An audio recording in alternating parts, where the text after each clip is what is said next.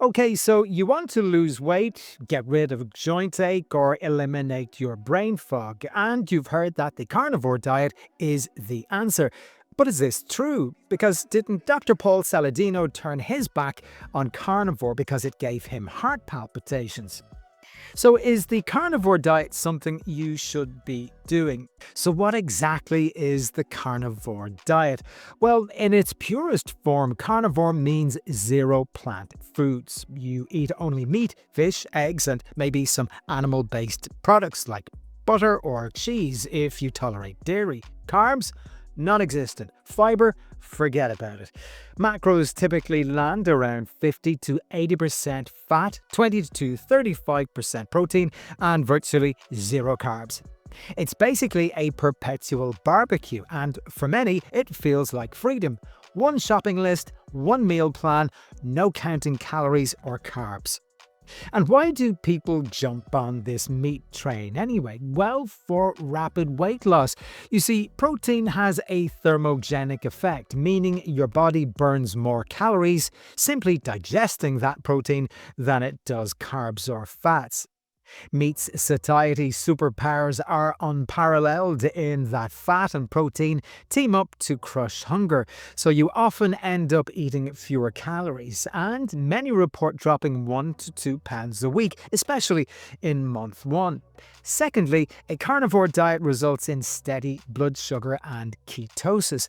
There's no carb roller coaster here and no insulin spikes or crashes. Plus, your liver turns fat into ketones, which it then uses as fuel. That, some people claim, sharpens focus and boosts energy. Thirdly, some report that carnivore diets bring autoimmune and inflammation relief.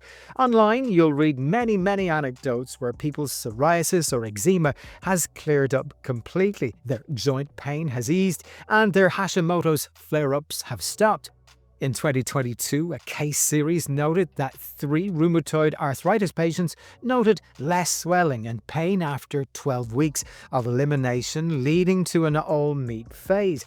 Not a blockbuster trial, but certainly intriguing. And fourthly, people like the carnivore diet because of its simplicity. No complicated shopping, no list of ingredients, no nutrition labels to analyze, and no macros to juggle. However, with such a meat-heavy diet that is high in fat, cue the cholesterol concerns. When you pledge allegiance to saturated fat, your LDL cholesterol will often shoot up.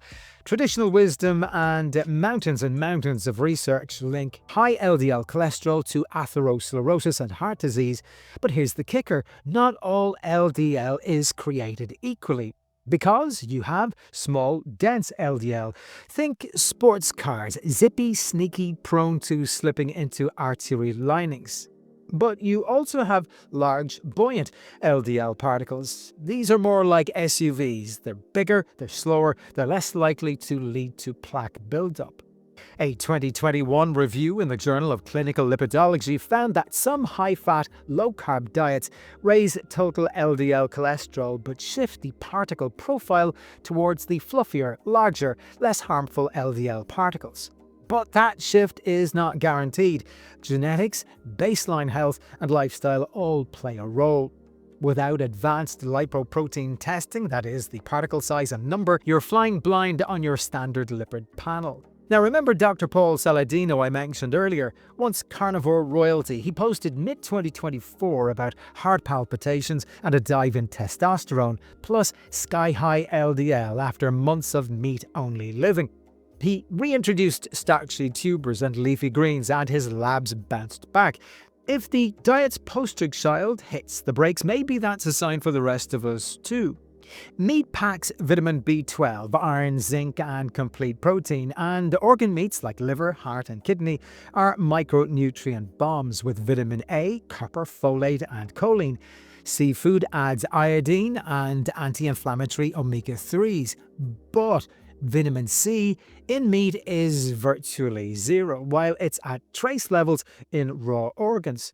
Indeed, months without vitamin C could mean you flirt with scurvy, though some argue raw meat keeps you safe. But who wants to eat raw meat? Dietary fiber fuels gut bacteria, which churn out short-chain fatty acids like butyrate. that feed colon cells and tame inflammation. Strip it out and your microbiome might start looking a little sad. Phytonutrients and antioxidants such as carotenoids, flavonoids, and polyphenols are plant compounds linked to heart health, immune support, and healthy aging. These are all completely missing in a carnivore diet.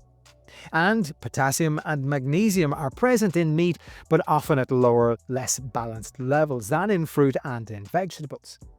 A 2023 pilot trial pitted 8 weeks of zero-carb meat eating against a Mediterranean diet. The carnivore crew lost fiber and polyphenols nearly entirely. They had mild dips in serum vitamin C and carotenoids, but no outright scurvy or gut meltdowns in 2 months. Still, researchers warned that longer studies are needed to see if these micronutrient declines cause real-world problems like weakened immunity or gut permeability. Early humans ate mostly meat, goes the battle cry. Sure, in frigid zones, hunter-gatherers leaned heavily on animal protein and fat when plants froze over, but archaeological digs and isotope analyses show that our forebears were opportunistic omnivores. Nuts, berries, tubers, leafy greens and fruit made up huge portions of the menu when available. Our teeth and enzymes scream versatile diet, not a meat-only ritual. The Greenland Inuit people did thrive on marine foods and show genetic tweaks for high-fat metabolism, plus low heart disease rates until Western diets were introduced. But most of us lack those Arctic genetics, and Paleolithic lifespans averaged around 33 years, so absence of chronic disease may just mean not living long enough to get it. So who might win on a carnivore diet, and who should pump the brakes? Well, potential winners: metabolic syndrome fighters who have tried everything else, people with stubborn autoimmune flare patterns, meat lovers who can handle Spartan meals and track labs vigorously. And then who should avoid a meat-only diet? Well, certainly those with a family history of cardiovascular disease. Also people with existing kidney issues or compromised bone health.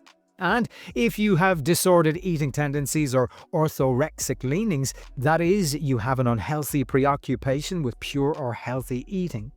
And those who dread missing out on greens, fruits and whole grains. Okay, so say you fancy dabbling in the carnivore diet but don't want to go all in. Well, you could try by making your carnivore approach less extreme. So adopt a carnivore-ish phase made up of meat plus low-carb vegetables like leafy greens and cruciferous vegetables before going full beast mode. Engage in organ rotation, embrace liver, heart and kidney for micronutrient insurance. Get lab work done, establish a baseline and periodic lab tests. I'm talking about a full lipid panel with particle size, vitamin panels, D, B12, iron stores, kidney markers and inflammation markers. Embrace food variety. Mix eggs, shellfish, bone broth and fermented dairy, if tolerated, to diversify. And don't forget to refeed and cycle. Consider periodic carb reintroductions like tubers and berries to balance performance and your gut health. As you know, I love talking about scientific evidence on this channel, so what does the research say about the carnivore diet? Well, when it comes to weight management and blood sugar levels, low-carb meat diets often outperform moderate diets on weight loss and HbA1c improvements in the short term. But most studies top out at 12 to 16 weeks. On the subject of lipid changes, many document LDL cholesterol rises on high saturated fat diets. Some show particle size shifts, but individual responses vary dramatically. As far as gut health on a carnivore diet is concerned, fiber deprivation reduces beneficial bacteria and short-chain fatty acid production, and the long-term consequences remain murky. And on the subject of cancer and chronic disease, observational data link high red meat intake to colorectal cancer and cardiovascular events, though confounding lifestyle factors do muddy the waters here. So, in conclusion, the carnivore diet can be a thrilling experiment. Rapid weight loss, stable blood sugar, and possible relief from inflammation. But it is a double edged sword. Skyrocketing LDL, nutrient blind spots, gut microbe shakeups are real concerns. If you do decide to roll with the carnivorous punches, treat it like science. Collect data, set a clear time frame, monitor your labs vigorously and your symptoms, and stay open to reintegrating plants if your body sends distress signals. For most, a balanced approach where animals and plants share the spotlight may deliver the metabolic highs without the health risks. Well, hopefully you got some benefit from this episode today. If you did, please show your support by liking, subscribing, and commenting. Tell me about your experience of being on the carnivore diet. And you can also share this video with other people who you think might get value from this content. And while you're there, check out this other video right here.